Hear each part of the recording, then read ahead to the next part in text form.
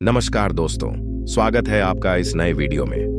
दोस्तों, जिंदगी में कई बार हम खुद को एक मुश्किल घड़ी में पाते हैं। कई बार हमें बड़े फैसले लेने पड़ते हैं, लेकिन हमें यह नहीं पता होता कि वह सही है या गलत। क्या उस फैसले का परिणाम हमारे जीवन में खुशियां लाएगा या मुसीबत? चलिए आज की इस बोध कहानी के माध्यम से जानते हैं कि जीवन में सही फैसले कैसे लिए जाएं। दोस्तों, कई साल पहले की बात है। एक छोटे से राज्य में एक बौद्ध भिक्षु निवास कर रहे थे। वह बौद्ध भिक्षु बहुत ज्ञानी थे। उनके पास लोग बहुत दूर दूर से आते थे ताकि वे उनसे अपनी समस्याओं का समाधान प्राप्त कर सकें। उनके पास कोई भी कैसी भी समस्या लेकर क्यों ना आए, वह समस्या का समाधान अवश्य करते थे। एक बार बौद्ध भिक्षु के पास एक युवक आया।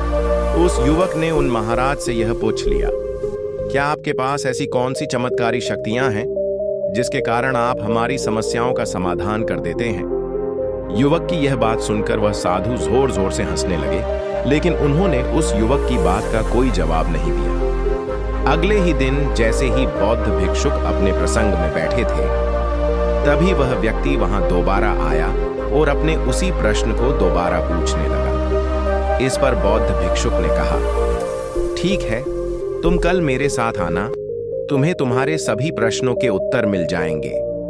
अगले ही दिन बौद्ध भिक्षुक उस व्यक्ति को एक तालाब के पास ले गए। तालाब को देखते ही व्यक्ति आश्चर्यचकित रह गया। तभी बौद्ध भिक्षुक तालाब की ओर देखते हुए बोले, ये रहा तुम्हारे प्रश्नों का उत्तर। इस पर वह व्यक्ति बोला, हे महात्मन, मैं कुछ समझा नहीं। इसके बाद बौद्ध भिक्षुक ने कहा, इधर आओ और अपनी आंखें बंद कर तालाब में देखो। इसके बाद उस व्यक्ति ने ऐसा ही किया। कुछ देर बाद बौद्ध भिक्षुक ने पूछा, तुम्हें क्या दिखाई दिया?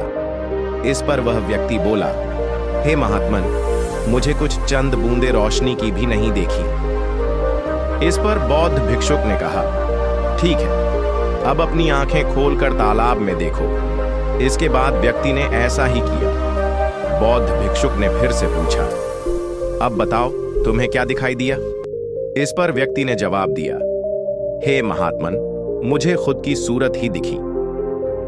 इसके बाद बौद्ध भिक्षुक मुस्कुराए और बोले, ठीक उसी प्रकार हम सभी के जीवन में कोई ना कोई समस्याएं हैं, लेकिन हम उन्हें देख नहीं पाते। अगर हम ऐसे ही हम अपने जीवन में चिंता मुक्त रहना चाहते हैं, तो हमें अपनी समस्याओं को देखना होगा, तभी हम खुशहाल जीवन जी सकेंगे।